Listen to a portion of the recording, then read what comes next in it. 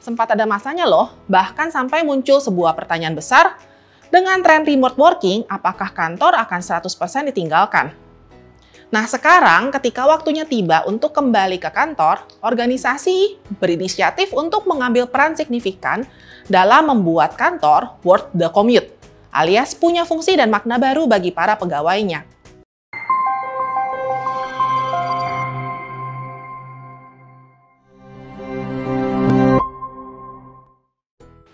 Halo Insight Leaders, bertemu kembali dengan saya Christina Arianti dalam tema Gawe 4.1, fleksibel, produktif, dan tetap perform. Bagaimana perjalanan ke kantor pagi ini Insight Leaders? Macet aja atau macet banget nih? Nah, tapi sepertinya masih ada juga ya Insight Leaders yang punya privilege untuk kerja dari rumah atau bahkan bekerja dari mana saja alias work from anywhere. Pengalaman remote working berskala besar dalam beberapa tahun terakhir membuat organisasi dan knowledge worker punya opsi baru untuk mendefinisikan ulang makna tempat kerja.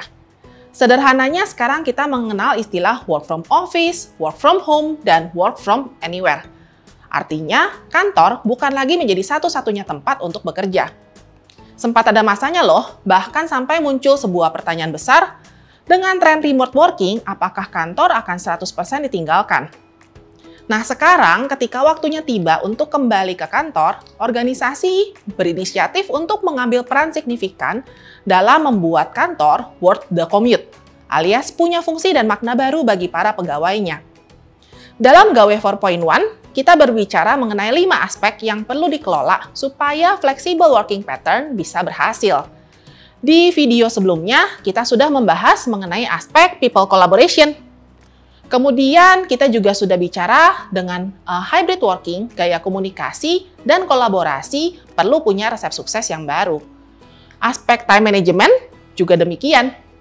Apalagi dengan kenyataan bahwa banyak orang mulai memperhatikan aspek lifestyle, alias pilihan-pilihan personal yang tidak melulu mengenai pekerjaan. Di video ini, kita akan berfokus untuk mengelola produktivitas melalui aspek space utilization. Yuk, kita coba awali dengan riset yang dilakukan Gallup pada 140.000 knowledge workers di bulan Februari 2022. WFO, WFH, dan WFA. Mana sih yang menjadi favorit? Ternyata 59% karyawan lebih menyukai kerja dengan sistem hybrid, dan 32% lebih memilih untuk bekerja full remote. Hanya 9% yang lebih suka sistem kerja di kantor secara penuh. Nah, hal ini menunjukkan bahwa remote working atau bekerja dari rumah akan tetap menjadi salah satu cara kerja pilihan. Dan karenanya hybrid working akan menjadi masa depan bagi para knowledge workers. Pertanyaannya, seberapa jauh pengelolaan ruang kerja sudah membantu kita supaya bisa produktif? Kerja boleh di mana aja, tapi produktivitas tentunya yang utama. Nah, membahas tentang pengelolaan ruang kerja alias space utilization, kita coba lihat sama-sama yuk. Sebenarnya apa sih yang dimaksud sebagai workspace?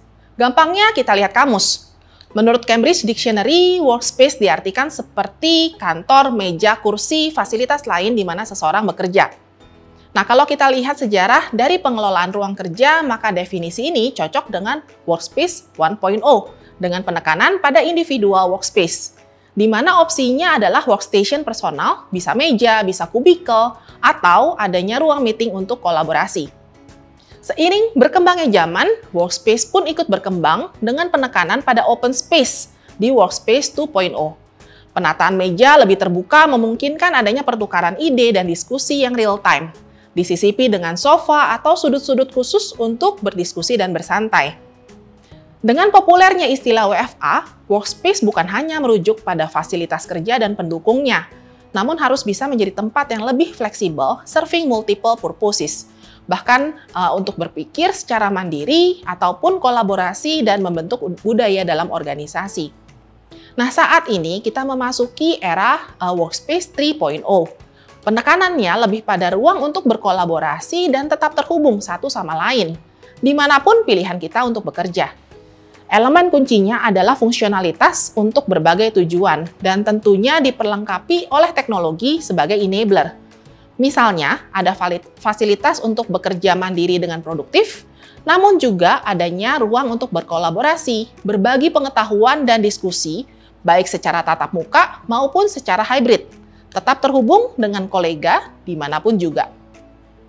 Workspace 3.0 ini selaras dengan konsep flexible working pattern yang dimiliki oleh Gawe 4.1. Tentunya ada penyesuaian dengan kekhasan budaya orang Indonesia dalam flexible working pattern ala Gawe 4.1.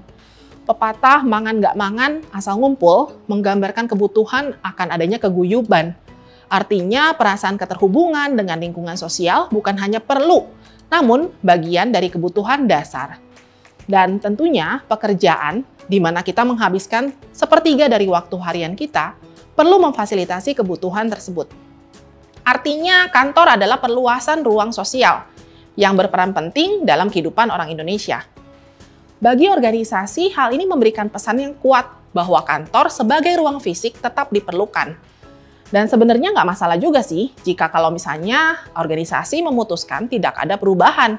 Karena buat orang Indonesia yang dipentingkan adalah sebuah ruang untuk menjaga relasi sosial.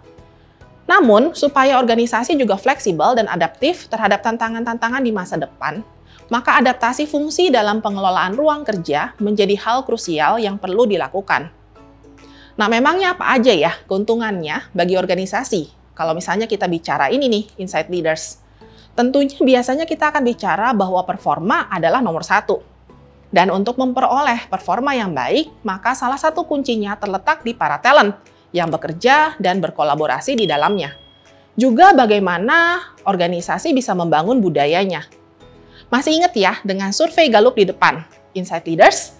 Hybrid working adalah salah satu yang menjadi pilihan utama. Nah, karenanya kalau organisasi berhasil dalam mengimplementasikan hybrid working, tentunya daya saing dan kemampuannya akan lebih baik dalam merekrut, mempertahankan top talent, memberikan opsi yang lebih baik dalam pengelolaan lifestyle untuk karyawan, juga meningkatkan kolaborasi antar karyawan, dan menjadi organisasi yang lebih agile. Ujung-ujungnya peningkatan performa perusahaan deh. Nah, sekarang pertanyaan kuncinya, apa yang bisa menjadi kunci sukses hybrid working, baik untuk organisasi dan juga untuk individu? Insight Leaders, kalau kita bicara dalam konteks organisasi, maka ada 3 hal yang harus diperhatikan dalam mengoptimalisasikan hybrid working. Khususnya kalau kita bicara di konteksnya space utilization.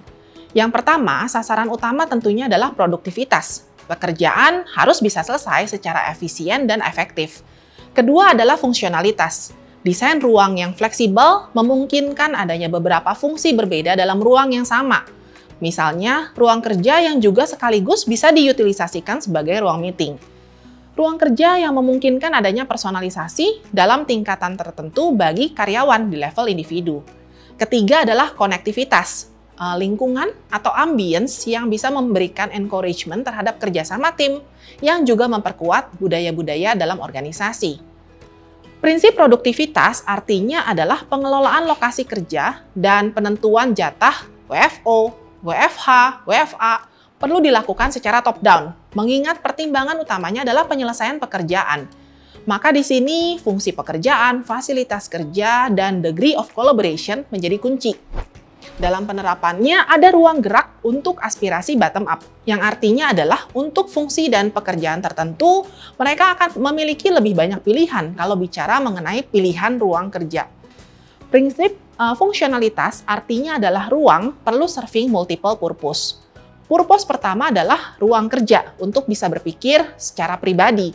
Namun dengan space yang terbatas, perlu juga sedikit kreativitas untuk mengelolanya menjadi ruang meeting dan kolaborasi. Zaman sekarang wajib juga memperlengkapinya dengan teknologi, supaya bisa tetap terhubung dengan karyawan, klien, partner di lokasi-lokasi yang berbeda. Nah, bicara mengenai teknologi adoption, organisasi harus memiliki fondasi digital yang kuat dahulu, sebelum benar-benar menuju hybrid working. Perlu adanya kesepakatan kemampuan teknologi minimal seperti apa yang diharapkan dari karyawan. Setelah masalah fondasi beres, baru deh urusan tentang hubungan dan kelancaran komunikasi antar karyawan serta kultur digital organisasi bisa dibangun. Prinsip konektivitas artinya adalah ambience. Bagaimana kantor benar-benar bisa mewujud sebagai sebuah space yang memungkinkan untuk terjadinya kolaborasi. Bagi individu, salah satu cara untuk memastikan hybrid working dapat berjalan dengan efisien dan dengan produktif adalah menentukan home base Anda. Berbeda ya dengan generasi sebelum kita ataupun kita sendiri beberapa tahun yang lalu, saat ini knowledge worker memiliki lebih banyak pilihan terhadap home base ini. Apa ya home base ini? Pertanyaan kunci buat Anda nih. Di mana Anda merasa paling produktif? Tentunya akan ada yang jawab kantor, ada juga yang menjawab sebagai rumah. Nah, jawaban itu adalah home base-nya Anda. Buat yang paling produktif di kantor, berarti Anda perlu perlengkapi kantor Anda supaya mendukung alur kerja Anda. Buat yang di rumah, setidaknya perlu ada minimum requirement yang bisa mensupport. Karena dimanapun, kapanpun, produktivitas tentunya adalah yang utama. Konsep space utilization pada Gawe 4.1 bicara mengenai optimalisasi produktivitas dengan berkaca pada lifestyle dan purpose. Jadi bagi yang paling produktif kalau di rumah, perlu nih optimalkan tempat kerjanya supaya makin mendukung cara kerja kita. Yang namanya minimum requirement adalah perlengkapan minimum yang memungkinkan Anda bisa bekerja dengan produktif. Contohnya, laptop serta meja dan kursi yang mendukung. Nah, untuk mendukung cara kerja dan kenyamanan, Anda bisa menambahnya, mempersonalisasi area kerja. Misalnya dengan meja yang bisa naik turun, supaya bisa kerja sambil berdiri. Bisa memperlengkapi dengan beberapa benda kesayangan pribadi, ataupun yang bisa mendukung Anda untuk bekerja dengan lebih produktif, misalnya second monitor. Background juga perlu terlihat profesional. Cahaya juga. Sering dong teleconference dalam pekerjaan sehari-hari. Kan gak nyaman ya kalau background-nya hilang-hilang. Nah, must have-nya adalah dinding yang rata, warna yang netral. Nice to have-nya Anda bisa sekreatif mungkin mengelola background Anda serta pencahayaannya. Buat yang suka mencatat, maka alat coret-coret juga perlu untuk brainstorming ataupun membuat konsep, baik yang digital seperti tablet ataupun yang konvensional seperti buku agenda. Jika Anda mementingkan aktivitas bersama keluarga di waktu luang, Anda juga bisa memodifikasi home base Anda untuk tetap dapat mengakomodir aktivitas dan kebutuhan keluarga Anda. Tapi tentunya juga memastikan pekerjaan Anda bisa tetap lancar. Misalnya, ada yang memfungsikan ruang kerja sebagai perpustakaan. Hal ini cukup sesuai ya dengan salah satu nilai khas orang Indonesia yang kita tadi sudah bahas, yaitu guyup. Artinya kita menyukai suasana kebersamaan dan kekeluargaan. Tentunya rule of the game harus tetap dibuat dan dilaksanakan. Nah, semoga sudah dapat gambaran ya Insight Leaders tentang space utilization dan workspace 3.0 serta keterhubungannya dalam flexible working ala Gawe 4.1 di konteksnya future of work. Kita juga sudah mendapatkan gambaran mengenai 3 prinsip yang perlu diperhatikan organisasi untuk mewujudkan hybrid working yang dapat memberikan benefit, baik bagi perusahaan maupun karyawan.